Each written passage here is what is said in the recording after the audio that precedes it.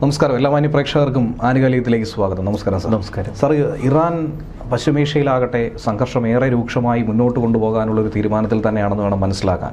യുദ്ധം പെട്ടെന്ന് അവസാനിപ്പിക്കാം എന്ന് ട്രംപ് പറയുമ്പോൾ തുടങ്ങിയത് നിങ്ങളാണെങ്കിൽ അവസാനിപ്പിക്കുന്നത് എപ്പോൾ വേണമെന്ന് ഞങ്ങൾ തീരുമാനിക്കുമെന്ന് പറഞ്ഞ് തൊട്ടു പിന്നാലെ ലോകരാജ്യങ്ങളൊക്കെ തന്നെ വലച്ചുകൊണ്ട് ഹോർമുസ് കടലിടുക്കിൽ മൈനുകൾ നിക്ഷേപിച്ചും കപ്പലുകളെ തകർക്കാനും ഒക്കെയുള്ള നീക്കം നടത്തുകയാണ്. ഏറ്റവും ഒടുവിൽ ഇപ്പോൾ ഒരു തായ് വെസൽ, അതായത് ദുബായിൽ നിന്നും UAE വഴി ഇന്ത്യയിലേക്ക് വന്നുകൊണ്ടിരുന്ന ആ ഒരു വെസലിനെ തന്നെയാണ് ഇപ്പോൾ തകർത്തതായി മനസ്സിലാക്കാൻ സാധിക്കുന്ന ഒരു ആക്രമണത്തിൽ അതിലെ ക്രൂ മെമ്പേഴ്സിന് എവിടെയാണെന്നുള്ള വിവരം പോലും കിട്ടുന്നില്ല. ശരിക്കും ഇറാൻ എന്ത് ഭാവിച്ചാണ്? ഏറ്റവും രൂക്ഷമായ ആക്രമണത്തിലേക്ക് യുദ്ധം എത്തിയിരിക്കുന്നു.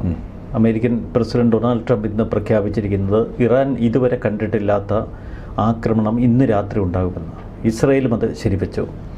പെൻറ്റഗൺ അത് സംബന്ധിച്ച നിർദ്ദേശം നൽകി. കൂടുതൽ പോർ വിമാനങ്ങൾ ഇറാൻ വ്യോമമേഖലയിലേക്ക് നീങ്ങുന്നു എന്ന റിപ്പോർട്ടുകൾ പുറത്തു വരുന്നു. നിരവധി ഫ്ലൈറ്റ് ട്രാക്കിംഗ് സൈറ്റുകൾ ഇത് സംബന്ധിച്ച സുപ്രധാന വിവരങ്ങൾ പുറത്തുവിടുന്നു. മറ്റൊന്ന്, എന്തുകൊണ്ടാണ് ഏറ്റവും കടുത്ത ആക്രമണത്തിലേക്ക് അമേരിക്ക തിരിഞ്ഞത്?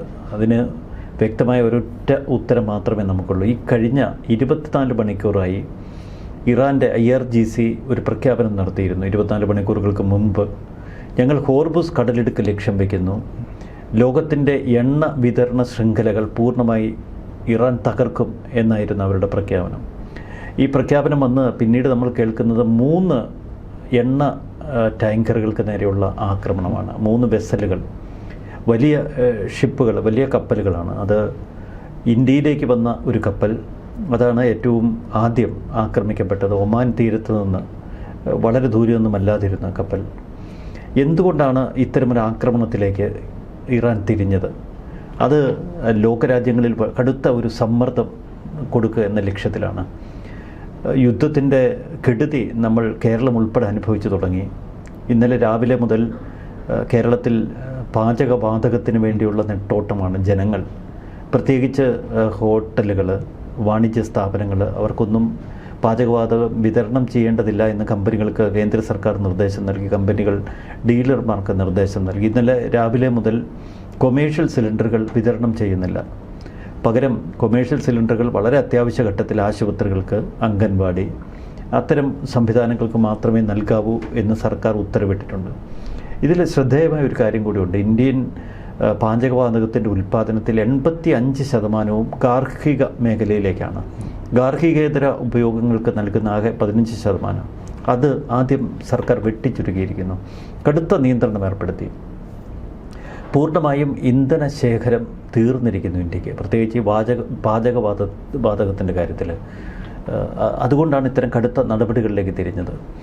ഇന്ത്യയിലേക്ക് ക്രൂഡ് ഓയിൽ, പാചകവാതകമൊക്കെ എത്തിയിരുന്നത് മുഖ്യമായി ഈ ഹോർമുസ് കടലിടുക്കിലൂടെയാണ്. ഹോർമുസ് കടലിടുക്കിൻ്റെ ഒരു പ്രത്യേകത നമുക്കറിയാം. Saudi Arabia, Oman, Bahrain, UAE തുടങ്ങിയ ഗൾഫ് രാജ്യങ്ങളൊക്കെ സ്ഥിതി ചെയ്യുന്ന ഈ ഹോർമുസ് കടലിടുക്കിനപ്പുറത്താണ്. അപ്പോൾ സൗദി അറേബ്യയിൽ നിന്ന് ഹോർമുസ് കടലിടുക്കിലൂടെ ഇന്ത്യയിലേക്ക് ഈ കപ്പൽ റൂട്ട് ഏറ്റവും ഷോർട്ടസ്റ്റാണ്. ആ ഹോർമുസ് കടലിടുക്കിൽ വലിയ പ്രതിസന്ധി വന്നതോടെ, ആക്രമണങ്ങൾ കടുപ്പിച്ചതോടെ പൂർണ്ണമായും നിലച്ചിരിക്കുകയാണ് കപ്പൽ ഗതാഗതം. ഏകദേശം 200ഓളം എണ്ണ വെസലുകൾ, ക്രൂഡ് ഓയിൽ വെസലുകൾ ഇപ്പോൾ അവിടെ പുറത്ത്, ഹോർമുസ് കടലിടുക്കിന് പുറത്ത് നങ്കുരമിട്ട് കിടക്കുകയാണ്. അതാണ് ഏറ്റവും ഒടുവിൽ പുറത്തു വരുന്ന റിപ്പോർട്ടുകൾ. സൗദി അറേബ്യയിൽ നിന്ന് സാധാരണഗതിയിൽ മറുവശത്ത് ചെങ്കടൽ വഴി പിന്നീട് നമുക്കറിയാം. പക്ഷേ അവിടെ ഒരു അപകടം പതിയിരിക്കുന്നു. ഈ ചെങ്കടൽ വന്ന് പിന്നീട് അറേബ്യൻ സീ കവർ ചെയ്ത് വരണമെങ്കിൽ അവിടെ നമ്മുടെ ഹൂതികളുടെ വലിയ പ്രസൻസ്, യമനിലെ ഹൂതികളുടെ ആക്രമണം, പ്രത്യേകിച്ച് ഇറാന് നേർക്ക് ഇസ്രയേലും അമേരിക്കയും ആക്രമണം നടത്തുന്ന ഈ ഘട്ടത്തിൽ ഹൂതികൾ ചെങ്കടൽ വഴിയുള്ള കപ്പൽ ഗതാഗതത്തിന് നേരെ ആക്രമണം നടത്തുമെന്ന് പ്രഖ്യാപിച്ച് പല ആക്രമണങ്ങളും നടത്തി. അപ്പോൾ ചെങ്കടലിലൂടെയുള്ള ഈ കപ്പൽ ഗതാഗതം അത്ര സുരക്ഷിതമല്ല. അതുകൊണ്ടാണ് മുഖ്യമായി സൗദി അറേബ്യയിൽ നിന്നുള്ള എണ്ണ വെസൽസിൻ്റെ ആ കപ്പൽ പാത പോലും ഹോർമുസ് കടലിടുക്ക് വഴി വിട്ടുകൊണ്ടിരുന്നത്. ഇവിടെയാണ് ഏറ്റവും പ്രധാനപ്പെട്ട ഒരു പ്രതിസന്ധിയിൽ ഇന്ത്യ എത്തിച്ചേർന്നിരിക്കുന്നത്. കാരണം ഇന്ത്യ നേരത്തെ റഷ്യയിൽ നിന്ന് കുറേയധികം ക്രൂഡ് ഓയിൽ വാങ്ങിയിരുന്നു. വളരെ കുറച്ച് ക്രൂഡ് ഓയിൽ അല്ലെങ്കിൽ ഇന്ധനവാതകം ഇന്ത്യ വാങ്ങുന്നത് കാനഡ, അമേരിക്ക പോലുള്ള രാജ്യങ്ങളിൽ നിന്നാണ്. അവിടെ നിന്ന് ഇന്ത്യയിലേക്ക് എത്തണമെങ്കിൽ ദിവസങ്ങൾ വേണ്ടിവരും.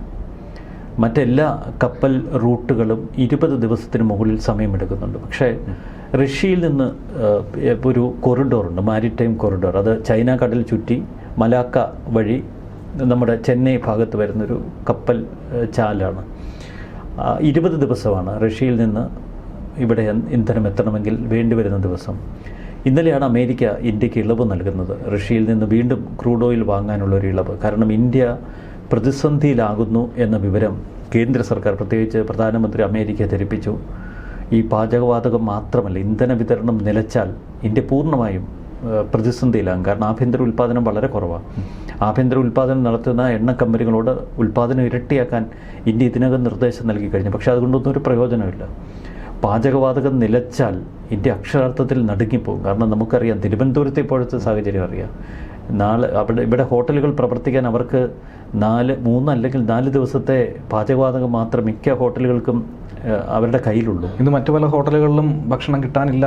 എല്ലാവരും അടച്ചു തുടങ്ങി. ഇനി മിക്ക ഹോട്ടലുകളും പറയുന്നത് വിറകടുപ്പുകളിലേക്ക് മാറാം, അവിടെ ബിരിയാണി അല്ലെങ്കിൽ കുറച്ച് ചോറ് വേവിക്കുക, പിന്നെ ബീഫ്, നോൺ വെജ് എന്തെങ്കിലും ഒരു ഐറ്റം ഇതിലേക്ക് മാറേണ്ടി വരും എന്ന സൂചനകളാണ് ഹോട്ടൽ അസോസിയേഷൻ നൽകുന്നത്. അപ്പോൾ പൂർണ്ണമായും എല്ലാ തലത്തിലും വലിയ ഒരു പ്രതിസന്ധിയിലേക്ക് കടക്കുന്നു എന്നുള്ള സൂചനയാണ് വരുന്നത്. ഇവിടെ റഷ്യയിൽ നിന്ന് എണ്ണ വീണ്ടും നമ്മൾ ഇന്ത്യയിലേക്കുള്ള ഇറക്കുമതിക്ക് ഇന്നലെ ചർച്ച നടത്തി. ഇന്ന് ഏറ്റവും പുതിയ ഓർഡറുകൾ അവിടെ പ്ലേസ് ചെയ്തു. അവിടെ നിന്നുള്ള കപ്പലുകൾ, വാണിജ്യ കപ്പലുകൾ ഇന്ത്യയിൽ എത്തണമെങ്കിൽ ഇനി ഏകദേശം 25 ദിവസം വേണം. അത് ഈ മാരിടൈം കോറിഡോർ വഴിയാണ്. മറ്റ് 2 റൂട്ടുകളും വലിയ പ്രതിസന്ധി നേരിടുന്നു. ഇത് ഇന്ത്യയുടെ മാത്രം അവസ്ഥയല്ല. പശ്ചിമേഷ്യ പൂർണ്ണമായും സ്തബ്ധമായി നിൽക്കുകയാണ്. പ്രത്യേകിച്ച് ഈ മിഡിൽ ഈസ്റ്റ് രാജ്യങ്ങളിൽ നിന്ന് എണ്ണ കയറ്റുമതി ചെയ്യുന്ന രാജ്യങ്ങളൊക്കെ വലിയ പ്രതിസന്ധിയിലാണ്. ലോകം കടുത്ത, ചൈനയും വലിയ, പക്ഷേ ചൈനയെ സംബന്ധിച്ച് ഒരു ആശ്വാസമുള്ളത് അവർക്ക് റഷ്യയിൽ നിന്നുള്ള കപ്പൽ ചാല് വളരെ ദൈർഘ്യം കുറഞ്ഞതാണ്. അതുകൊണ്ട് പെട്ടെന്ന് ഓർഡർ കൊടുത്താൽ 10 ദിവസത്തിനകം ചൈനയിൽ ഇന്ധനം അല്ലെങ്കിൽ ക്രൂഡ് ഓയിൽ എത്തിച്ച് അവർക്ക് ഇത്തരം പ്രതിസന്ധികളിൽ നിന്ന് രക്ഷപ്പെടാൻ കഴിയും. പക്ഷേ ഇന്ത്യക്ക് അത്ര പെട്ടെന്ന് ഇതിനെ പരിഹരിക്കാൻ കഴിയില്ല. ഏറ്റവും ഒടുവിൽ 3 കപ്പലുകൾ റഷ്യയിൽ നിന്ന് ഇന്ത്യയിലേക്ക് പുറപ്പെടാൻ ഇന്ന് റഷ്യൻ തീരത്ത് തയ്യാറായി കിടക്കുന്നു എന്ന ശുഭകരമായൊരു വാർത്തയുണ്ട്. പക്ഷേ ഇന്ത്യയിലെത്താൻ അനേകം ദിവസങ്ങളെടുക്കും. അതുവരെ നമ്മൾ എങ്ങനെ പിടിച്ചു നിൽക്കും? ഇത് പ്രതിസന്ധിയുടെ ഒരു വശം. മറുവശത്ത് അമേരിക്ക ഈ ഒരു സീരിയസ്നെസ് ഇപ്പോൾ പൂർണ്ണമായും ഉൾക്കൊള്ളുന്നു. കാരണം അമേരിക്ക യുദ്ധം തുടങ്ങിയപ്പോൾ അവരുടെ കണക്കുകൂട്ടലുകൾക്ക് അപ്പുറം ചില യാഥാർത്ഥ്യങ്ങൾ ഒളിച്ചിരിപ്പുണ്ടായിരുന്നു. അതൊന്ന് ഇറാൻ്റെ നാവികസേനയുടെ കരുത്താണ്. ട്രംപ് കരുതിയത് ഇറാൻ നാവികസേനയുടെ യുദ്ധക്കപ്പലുകൾ ഒന്നൊന്നായി കടലിൽ മുക്കിക്കളഞ്ഞാൽ, അത് തകർത്ത് കളഞ്ഞാൽ ആ നാവികസേനയുടെ ശക്തി ക്ഷയിക്കുമെന്നാണ്. ഇതിനകം ഏകദേശം 58ഓളം കപ്പലുകൾ അമേരിക്ക തകർത്തു. കടലിൽ എവിടെയെങ്കിലും കപ്പലിൻ്റെ ഒരു പ്രസൻസ് കണ്ടാൽ അമേരിക്ക ആക്രമിച്ച് തകർക്കുകയാണ്. ഏറ്റവും ഒടുവിൽ നമ്മൾ കേട്ടത് ചില ഇറാനിയൻ തീരത്തുണ്ടായിരുന്ന ചില കപ്പലുകൾ അവർ ഡിസ്മാൻറ്റിൽ ചെയ്ത് അഴിച്ചു വെച്ചു എന്നാണ്. കാരണം അത്ര ഭയപ്പെട്ടു പോയി. പക്ഷേ ഈ ആക്രമണങ്ങൾക്കിടയിൽ അവർ ഹോർമുസ് കടലിടുക്കിൽ വലിയ തോതിൽ മൈനുകൾ നിക്ഷേപിച്ചു. ഈ മൈനുകൾ നിക്ഷേപിക്കാൻ മാത്രം ചില കപ്പലുകൾ അവർ ഉപയോഗിക്കുന്നുണ്ടായിരുന്നു. അത് അമേരിക്കയുടെ കണക്കുകൂട്ടലുകൾക്കപ്പുറം. ഇപ്പോൾ ഇസ്രായേൽ പറയുന്നത് ഇറാൻ്റെ കൈവശം 6000 മുതൽ 9000 വരെ മൈനുകളുണ്ടായിരുന്നു, കടൽ മൈനുകൾ. അതവർ ഇപ്പോൾ ഈ ഹോർമുസ് കടലിടുക്കിൻ്റെ പല ഭാഗങ്ങളിൽ വിന്യസിച്ചിരിക്കുകയാണ്. അതുവഴി കപ്പലുകൾ കടന്നു പോകുമ്പോൾ അപ്രതീക്ഷിത മൈനാക്രമണം. അമേരിക്ക ഇപ്പോൾ അതുവഴിയുള്ള കപ്പലുകൾക്ക് പൂർണ്ണ സുരക്ഷ നൽകുമെന്നൊക്കെ നേരത്തെ പ്രഖ്യാപിച്ചിരുന്നു. മിസൈൽ കവചമൊരുക്കി ഹോർമുസിനെ സംരക്ഷിക്കുമെന്നും പറഞ്ഞിരുന്നു. പക്ഷേ കടലിനടിയിലൂടെ വരുന്ന ഈ മൈനാക്രമണങ്ങൾ തടുക്കാൻ ഇല്ല അമേരിക്കയ്ക്ക്. അതുകൊണ്ടാണ് കലിമൂത്ത് ഇറാനെ പരമാവധി ചുട്ടുകരിക്കാനുള്ള ഒരു തീരുമാനം ഇപ്പോൾ ട്രംപ് കൈക്കൊണ്ടിരിക്കുന്നത്. ഇത്രയധികം പോർജറ്റുകൾ അയച്ച് ഇറാനുമേൽ ഇപ്പോൾ നമ്മൾ കേൾക്കുന്ന, ഏറ്റവും ഒടുവിൽ നമ്മൾ കേൾക്കുന്നത് ഇറാൻ്റെ മിക്ക നഗരങ്ങളിലും സ്ഫോടനങ്ങളുടെ ഒരു പരമ്പരയാണ് നമ്മൾ ഈ സംസാരിച്ചു കൊണ്ടിരിക്കുന്ന മണിക്കൂറുകളിൽ. ഇസ്രായേൽ പോർജറ്റുകൾ അവരുടെ ജോലി ഒരു അണുവിട നിർത്തുന്നില്ല. പക്ഷേ ഇത്രയധികം ബോംബുകൾ വർഷിച്ചിട്ടും വളരെ വിശാലമായ ഇറാൻ അവരുടെ ബങ്കറുകളിലും മറ്റുള്ള സുരക്ഷാ കേന്ദ്രങ്ങളിലും ഇരുന്ന് ഇപ്പോഴും മിസൈലുകൾ പായിക്കുന്നു. പ്രത്യേകിച്ച് ഗൾഫ് നാടുകളിൽ ഇന്ന് ബഹ്റിന് നേർക്ക് ആക്രമണം വളരെ ശക്തമായി. 117 ഡ്രോണുകളാണ് തൊടുത്തത്. UAE-ക്ക് നേരെ, ദുബായിക്ക് നേരെ അതിശക്തമായി. പക്ഷേ ഇന്നത്തെ അവരുടെ ആക്രമണത്തിനൊരു പ്രത്യേകതയുണ്ട്. മിക്കതും എണ്ണ ശുദ്ധീകരണ പ്ലാന്റുകൾ, എണ്ണ ഉൽപ്പാദന കേന്ദ്രങ്ങൾ ഇവ ലക്ഷ്യമിട്ടാണ്. അപ്പോൾ ഇറാൻ്റെ IRGC-യുടെ കണക്കൂട്ടൽ വ്യക്തമാണ്. ലോകത്തിൻ്റെ ഒരു ഇന്ധന ഊർജ മേഖലയെ ആക്രമിച്ച് സാമ്പത്തിക മേഖലയെ തളർത്തുക. മിക്ക രാജ്യങ്ങളും ഇതിനകം തന്നെ സാമ്പത്തിക പ്രതിസന്ധി നേരിടുകയാണ്. ഇപ്പോൾ UAE അടുത്ത സാമ്പത്തിക പ്രതിസന്ധിയിലേക്ക് പോകുമെന്നാണ് സൂചനകൾ. ഇന്ധന വില ഇപ്പോൾ വളരെ 2025 ജനുവരിയിലായിരുന്നു ഏറ്റവും അധികം വർദ്ധിച്ചത്. അതിനേക്കാൾ 10 മടങ്ങ് വർദ്ധിച്ചുകൊണ്ടിരിക്കുന്നു. ഒന്നും കയ്യിൽ നിൽക്കുന്നില്ല രാജ്യങ്ങളുടെ. പക്ഷേ ഈ ഒരു സന്നിഗ്ധാവസ്ഥയിൽ റഷ്യ വലിയ സാമ്പത്തിക മുതലെടുപ്പ് നടത്തുന്നുണ്ട്. അത് അമേരിക്കയെ, യൂറോപ്യൻ യൂണിയൻ രാജ്യങ്ങളെ പരിഭ്രമിപ്പിക്കുന്നുണ്ട്. പക്ഷെ മറുവശത്ത് എത്രയും പെട്ടെന്ന് മണിക്കൂറുകൾക്കുള്ളിൽ ഇറാനെ നിർവീര്യമാക്കേണ്ട ഒരു ആവശ്യകത അമേരിക്കയ്ക്കും ഇസ്രയേലിനും കൂടുതൽ ശക്തമായി. നമുക്കറിയാം അമേരിക്കയുടെ പ്രഖ്യാപനം ഇറാൻ്റെ പക്കലുള്ള 92% മിസൈലുകൾ നിർവീര്യമാക്കിയതെന്നാണ്. അവരുടെ ലോഞ്ചറുകൾ, ഉൽപ്പാദന കേന്ദ്രങ്ങളെല്ലാം തകർത്തുവെന്നാണ്. ഡ്രോൺ ഉൽപ്പാദന കേന്ദ്രങ്ങളെ ആക്രമിച്ചു. ഡ്രോണുകൾ അവരുടെ ശേഖരത്തിൽ നിന്ന് 62% കുറഞ്ഞു. അപ്പോൾ ഇറാൻ്റെ ആക്രമണത്തിൻ്റെ ശക്തിയും വലിയ തോതിൽ ചോർച്ച നേരിടുന്നുവെന്ന് അമേരിക്കയും പറയുന്നു, ഇസ്രായേൽ പറയുന്നു. പക്ഷേ അതിനിടയിൽ ശ്രദ്ധിക്കേണ്ടത് ഇന്നലെ രാത്രി അതിമാരകമായ 3 ബാലിസ്റ്റിക് മിസൈലുകളാണ് ഇസ്രായേലിന് നേർക്ക് തൊടുത്തത്. അതൊക്കെ ഈ ക്ലസ്റ്റർ ബോംബുകളുള്ള, വാർഹെഡുകളുള്ള ബാലിസ്റ്റിക് മിസൈലുകളാണ്. അപ്പോൾ ഇപ്പോഴും ആക്രമണത്തിൻ്റെ വ്യാപ്തി, ആക്രമണത്തിൻ്റെ ആ തോത് ഇറാൻ കുറയ്ക്കുന്നില്ല നമ്മുടെ ദൃഷ്ടിയിൽ. പക്ഷേ അമേരിക്കയും ഇസ്രായേലും പറയുന്നു വരുന്ന 2 ദിവസത്തിനുള്ളിൽ പൂർണ്ണമായും അവരുടെ മിസൈൽ, ഡ്രോൺ ആക്രമണങ്ങൾ നിലയ്ക്കുമെന്ന്. അതുകൊണ്ടാവാം ഒരു ഏറ്റവും ഒടുവിലത്തെ ഒരു മരണക്കളി എന്നുള്ള നിലയിൽ ഈ ഹോർമുസ് കടലിടുക്കിൽ ഇപ്പോൾ ഇറാൻ നടത്തുന്ന ആക്രമണങ്ങൾ. ഹോർമുസ് കടലിടുക്ക് 15 ദിവസത്തേക്ക് നിശ്ചലമാക്കാൻ കഴിഞ്ഞാൽ, മറുവശത്ത് ഹൂതികൾ ചെങ്കടലിൽ അവരുടെ ആക്രമണങ്ങൾ വർദ്ധിപ്പിച്ചാൽ ലോകം പ്രതിസന്ധിയിലാകും എന്ന് ഇറാൻ്റെ IRGC കരുതുന്നു. അതിനെ അമേരിക്ക എങ്ങനെ മറികടക്കും? അത് ഏറ്റവും ക്രൂരമായ, ലോകം ഭയപ്പെടുന്ന ഒരു ആക്രമണ തിരയിലാണോ? അവിടെ അനേകായിരങ്ങൾ ഈ ആക്രമണത്തിൽ മരിച്ചു വീഴുമോ? വളരെ മാരകമായ, മനുഷ്യത്വരഹിതമായ ആക്രമണങ്ങളിലേക്ക് കടന്നോളാൻ അമേരിക്കയും ഇസ്രയേലും ഒക്കെ അവരുടെ ഭരണകൂടം പറയുമ്പോൾ ലോകം സ്തബ്ധമായി നിൽക്കുന്നത് അതുകൊണ്ട് തന്നെയാണ്.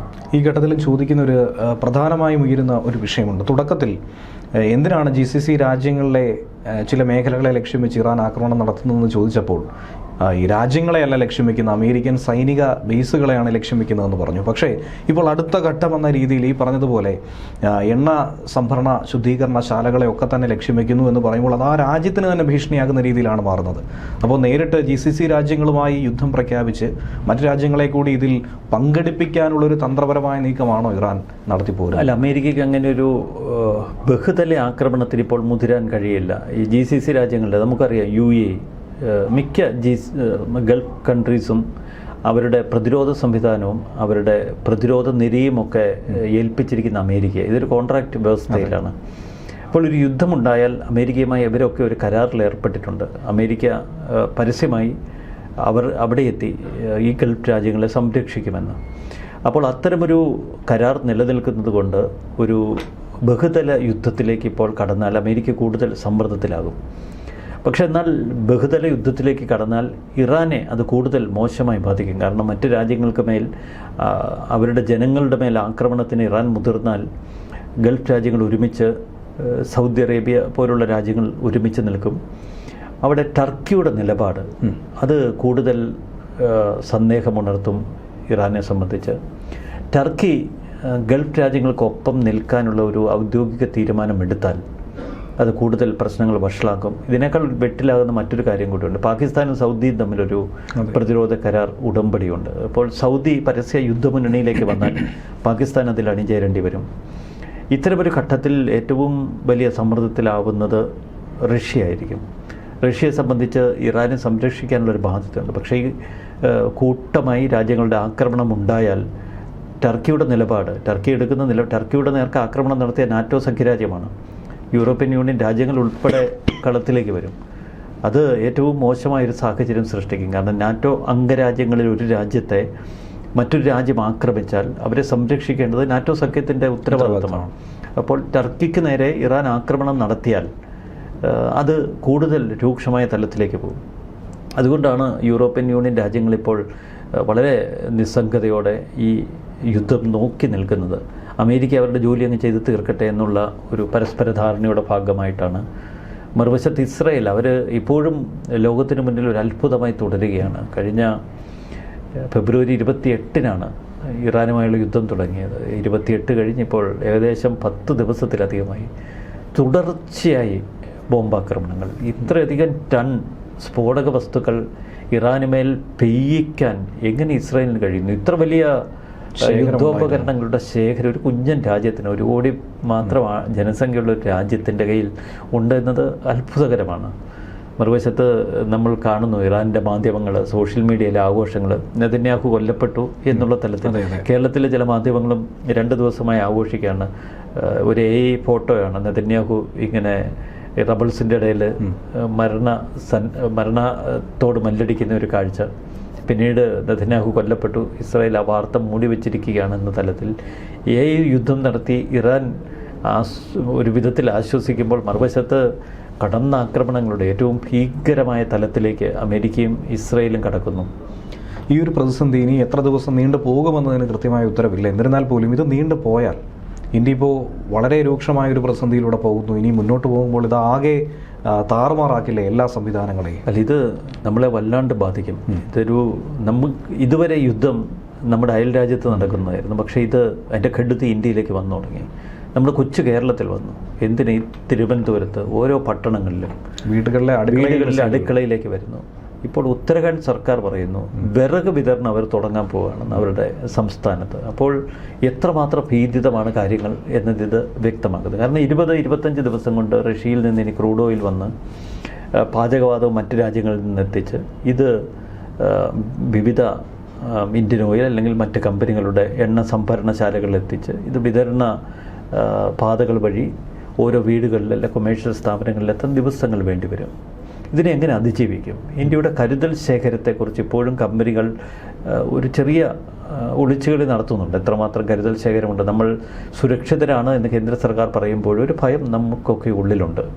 കാരണം എല്ലാവരും ഇപ്പോൾ പഴയ വിറകടുപ്പിൽ നിന്ന് മാറി ഈ ഗ്യാസ് അടുപ്പിലേക്കൊക്കെ മാറിയിരിക്കുന്നു. വിറകടുപ്പ് ഇന്ന് എന്നോടൊരു സുഹൃത്ത് പറഞ്ഞു, അദ്ദേഹം ഒരു ഹോട്ടൽ നടത്തുന്നയാളാണ്, പുതിയൊരു വിറകടുപ്പ് മേടിക്കാൻ നോക്കിയിട്ട് കിട്ടുന്നില്ല, അതിന് ഓർഡർ കൊടുത്താലും 10 ദിവസം എടുക്കുമെന്ന്. അപ്പോൾ വല്ലാത്ത ഒരു പ്രതിസന്ധിയിലേക്ക് കാര്യങ്ങൾ എത്തുമ്പോൾ ഇന്നത്തെ വീടുകളുടെ ഒരു സ്ട്രക്ചർ ഗ്യാസ് അടുപ്പിന് മാത്രമാണ്, ഒരു വിറകടുപ്പിനുള്ള ഒരു സംവിധാനമില്ല. പ്രത്യേകിച്ച് ഫ്ലാറ്റുകളിലൊക്കെ ജീവിക്കുന്നവർ, താമസിക്കുന്നവർ. ഇപ്പോൾ ഗ്യാസ് ബുക്ക് ചെയ്ത് 25 ദിവസം കഴിഞ്ഞ് ഇനി അടുത്ത് ബുക്ക് ചെയ്യാൻ കഴിയും. മിസ്യൂസ് ചെയ്യപ്പെടുകയോ ഏതെങ്കിലും തലത്തിൽ ഗ്യാസ് കൂടുതൽ ഉപയോഗിക്കുകയോ ചെയ്ത പ്രശ്നത്തില്ല. ഇന്ന് ഏറ്റവും വലിയ ഒരു അവശ്യ വസ്തുവായി ഗ്യാസ് മാറുന്നു. ഇപ്പോൾ ആരോടും കടം ചോദിച്ചാൽ പോലും ഗ്യാസ് കൊടുക്കത്തില്ല, കാരണം ഇത് തീർന്നു പോകുമോ എന്നുള്ള ഭയം. വാഹനങ്ങളൊക്കെ വലിയ നിരയാണ് ഇപ്പോൾ ഓരോ പെട്രോൾ പമ്പിലും. എല്ലാവരും ടാങ്ക് നിറച്ച് പിന്നെ ജാറിലും കൂടെ പിടിച്ചു നോക്കുകയാണ്. ഇത് എത്ര കാലം ഈ പ്രതിസന്ധി നിൽക്കുമെന്നുള്ള പേടി കൊണ്ട് വല്ലാത്തൊരു ഘട്ടത്തിലൂടെ യാത്ര ചെയ്യുകയാണ് നമ്മൾ കൂടി, യുദ്ധത്തിൻ്റെ കെടുതി അനുഭവിച്ചുകൊണ്ട്. ഇത് ദീർഘകാലം നീണ്ടു നിന്നാൽ ലോകത്തെ മുഴുവൻ ബാധിക്കും. ഇക്കാര്യത്തിൽ IRGCക്കും ചില കണക്കൂട്ടലുകളുണ്ട്. അപ്പോൾ ലോകത്തെ പ്രതിസന്ധിയിലാക്കി, ലോകരാജ്യങ്ങളെ സമ്മർദ്ദത്തിലാഴ്ത്തി അമേരിക്കയ്ക്ക് ഒരു സമ്മർദ്ദ തന്ത്രം കൊടുക്കുക എന്ന തന്ത്രമാണ് ഇറാൻ പയറ്റുന്നത്. പക്ഷെ അതിൻ്റെ കെടുതി നമ്മൾ കൂടി ഇപ്പോൾ അനുഭവിക്കുന്നു. ഇപ്പോൾ കഴിഞ്ഞ ദിവസം തന്നെ UAE ഒരു അംബാസിഡർ പറഞ്ഞൊരു കാര്യമുണ്ട്. അതായത് ഈ യുദ്ധം ഇനി അത് അവസാനിക്കണമെങ്കിൽ മോദി ഒരൊറ്റ ഫോൺ കോൾ ചെയ്താൽ മതി എന്നാണ് പറഞ്ഞിട്ടുള്ളത്. മോദി ഇടപെട്ടാൽ ഉറപ്പായും ഇതിന് പരിഹാരം ഉണ്ടാകുമെന്നും പറയും. അല്ല, അതിന് വലിയൊരു പ്രതിസന്ധി ഇറാൻ തന്നെ സൃഷ്ടിച്ചിരിക്കുകയാണ്. ഇപ്പോൾ നമുക്കറിയാം, ഖമനയുടെ മകനെ തന്നെ പരമോന്നത നേതാവാക്കി. അദ്ദേഹത്തിൻ്റെ കാല് പോയി എന്നാണ് ഇസ്രായേൽ പറയുന്ന ആക്രമണത്തിൽ. കാല് പോയോ, അദ്ദേഹം പൊതുമധ്യത്തിലേക്ക് വരുന്നില്ല. എന്താണ് അദ്ദേഹത്തിൻ്റെ ആരോഗ്യസ്ഥിതി എന്നറിയില്ല. ചില വിദേശ മാധ്യമങ്ങൾ പറയുന്നത് ഖമനയുടെ മകൻ മുസ്തഫ ഖമനയി കൊല്ലപ്പെട്ടത് കൊണ്ടാണ് അദ്ദേഹത്തെ ഒരു പരമോന്നത നേതാവായി ഇറാൻ ഉയർത്തിക്കാട്ടിയത്. അദ്ദേഹത്തിന് അത്തരമൊരു ആദരവ് നൽകേണ്ടതുണ്ടല്ലോ എന്നൊക്കെ നമുക്കറിയില്ല. ഇതൊക്കെ മാധ്യമങ്ങളുടെ സൃഷ്ടിയായിരിക്കാം. പക്ഷേ ഇറാനെ സംബന്ധിച്ച് അവരുടെ ഭരണകൂടവും IRGCയും തമ്മിലുള്ള നിയന്ത്രണത്തിൻ്റെ പട്ടം നഷ്ടപ്പെട്ടു. IRGCയുടെ ഘടന പൂർണ്ണമായും തകർന്നു. ആ ഒരു കേന്ദ്രീകൃത സംവിധാനം പൂർണ്ണമായും തകർന്നു. നേരത്തെ ഖമനയി നേരിട്ടായിരുന്നു IRGCക്ക് നിർദ്ദേശം നൽകുന്നത്. ആ ഒരു നിയന്ത്രണം നഷ്ടപ്പെട്ടതോടെ IRGC വിവിധ ഫ്രാക്ഷനുകളായി മാറി. ഇറാൻ്റെ പല രഹസ്യ കേന്ദ്രങ്ങളിലും ഭൂഗർഭ അറകളിലും ഇരുന്ന് അവർ തങ്ങളുടെ പക്കൽ കരുതൽ ശേഖരത്തിലുള്ള മിസൈലുകളും ഡ്രോണുകളും തോന്നിയപാട് പ്രയോഗിക്കുകയാണ്. മറുവശത്ത് IRGCയുടെ ഒരു വിഭാഗമാണ് ഹോർമുസ് കടലിടുക്കിൽ ഈ ആക്രമണങ്ങൾ നടത്തുന്നത്. നേരത്തെ കണ്ട ആക്രമണങ്ങൾക്ക് വിരുദ്ധമായി ഗറില്ല ആക്രമണത്തിലേക്ക് ഇപ്പോൾ ഇറാൻ കടക്കുന്നു. അത് പക നിറഞ്ഞ, കലാപം നിറഞ്ഞ, എല്ലാം നഷ്ടപ്പെട്ടവൻ്റെ ഒരു പോരാട്ടവും കൂടിയാണ്. ഇതിൻ്റെ ഒരു അടുത്ത ഘട്ടം എന്ന് പറയുന്ന കരയുദ്ധമാണ്. പക്ഷേ അമേരിക്കയെ സംബന്ധിച്ച് ഇറാൻ വളരെ വിശാലമായ ഒരു ഭൂപ്രകൃതിയാണ്. ഇറാൻ പോലൊരു രാജ്യത്ത് കരയുദ്ധം നടത്തി എല്ലാം അവസാനിപ്പിക്കാൻ അമേരിക്കയ്ക്ക് കഴിയില്ല. ഇറാഖ് പോലെ ഒരു ചെറിയ രാജ്യമാണെങ്കിൽ പറ്റും. ഇറാൻ വളരെ വിസ്തൃതിയുള്ള ഒരു രാജ്യമാണ്. അപ്പോൾ കരസേനയെ ആ രാജ്യത്തേക്ക് വിട്ട് അതിൻ്റെ പൂർണ്ണ നിയന്ത്രണം ഏറ്റെടുക്കാനൊന്നും ഒരിക്കലും പറ്റത്തില്ല. വ്യോമാക്രമണങ്ങളിൽ ഒരു സൈനിക ശക്തിയെ ക്ഷയിപ്പിക്കാനേ കഴിയൂ. ആത്യന്തികമായി അവരുടെ ഒരു പോരാട്ടവീര്യം പേറുന്ന സൈനികരെ നിഷ്പ്രഭരാക്കാൻ കഴിയില്ല. അതുകൊണ്ട് ഈ പ്രതിസന്ധി അമേരിക്ക എങ്ങനെ അവസാനിപ്പിക്കും? ഇറാനിലെ ജനങ്ങൾ തെരുവിലേക്ക് ഇറങ്ങാൻ ഇപ്പോഴും ഭയക്കുന്നു. കാരണം മരണക്കളിയാണ് IRGC നടത്തുന്നത്. ജനങ്ങൾ തെരുവിൽ ഇറങ്ങിയാൽ അവരുടെ നേർക്ക് അവർ ആ ബാരലുകൾ തിരിച്ചു പിടിക്കും. അതുകൊണ്ട് ജനവും ഭയന്ന് നിൽക്കുകയാണ്. നമ്മൾ വിചാരിക്കുന്നതിലും അപ്പുറത്ത് ഈ യുദ്ധത്തിൻ്റെ കെടുതി എത്തി. അതാണ് വാസ്തവം. ഈ പ്രതിസന്ധി ഇനി എത്ര നാളെന്നുള്ളൊരു ചോദ്യമുണ്ട്. കൃത്യമായ ഉത്തരവില്ലെങ്കിൽ പോലും ഇനി എന്തായിരിക്കാം ഒരു സാധ്യത? അല്ല, കെടുതിയിൽ പെടാൻ പോകുന്ന നമ്മൾ ആ കെടുതി നിസ്സാരമായിരിക്കില്ല. കാരണം നമ്മളാരും ചിന്തിച്ചില്ല, ഒരു ദിവസം മുൻപ് ഇന്നലെ രാവിലെ കൊമേഴ്ഷ്യൽ സിലിണ്ടറുകളുടെ വിതരണം നിർത്തിവെക്കും, വീടുകളിലേക്കുള്ള പാചകവാതക വിതരണത്തിനും ബുക്കിങ്ങിനും നിയന്ത്രണം ഏർപ്പെടുത്തുമെന്ന്. അത് 2 ദിവസം മുൻപ് വരെ നമ്മുടെ ചിന്തയിലില്ലായിരുന്നു. കാരണം കേന്ദ്ര സർക്കാർ തുടർച്ചയായി പറഞ്ഞിരുന്നത് ഇന്ത്യൻ ഇന്ധനവാതകത്തെക്കുറിച്ചോ ഇവിടുത്തെ എണ്ണ സംഭരണത്തെക്കുറിച്ചോ നിങ്ങൾ ഭയക്കേണ്ടതില്ല എന്നാണ്. പെട്ടെന്ന് ഭയപ്പെടുത്തുന്ന റിപ്പോർട്ടുകൾ ഒന്നൊന്നായി വരുന്നു. പല മേഖലകളും സ്തംഭിച്ചു. നമുക്കറിയാം, ഇന്ന് നമ്മൾ കേട്ട വാർത്തകൾ ഭയപ്പെടുത്തുന്നതാണ്. ബാംഗ്ലൂരിലെ പല ഹോട്ടലുകളും അടച്ചിട്ടിരിക്കുക. ചെന്നൈയിൽ സമാനമായ സാഹചര്യം. എന്തിന് ട്രെയിൻ യാത്ര ചെയ്യുന്നവർക്ക് ആ ട്രെയിനിൽ ഭക്ഷണം പോലും വിതരണം ചെയ്യാൻ കഴിയാൻ പ്രതിസന്ധി ഉണ്ടാകുമെന്ന് അറിയിപ്പ് വരുന്നു. 2-3 ദിവസമൊക്കെ എടുത്ത് ട്രെയിൻ യാത്ര നടത്തുന്നവരുടെ സ്ഥിതി എന്താകും? വെറും ഫ്രൂട്ട്സോ വെള്ളമൊക്കെ കുടിച്ചിരിക്കേണ്ടി വരും. ആ ഒരു സാഹചര്യം നമ്മൾ അനുഭവിക്കേണ്ടി വരുമോ എന്ന് അറിയണമെങ്കിൽ ഒരു 5-6 ദിവസം കൂടി കഴിഞ്ഞാൽ മതി. വല്ലാത്തൊരു കെടുതിയാണ്. ഇതുവരെ ലോകം കണക്കുകൂട്ടാത്തൊരു കെടുതിയിലേക്ക് തന്നെയാണ് പോയിക്കൊണ്ടിരിക്കുന്നത്. വളരെ വേഗത്തിൽ ഇത് അവസാനിക്കട്ടെ എന്ന് തന്നെയാണ് പ്രാർത്ഥിക്കുന്നത്. തീർച്ചയായിട്ടും. നന്ദി, നമസ്കാരം.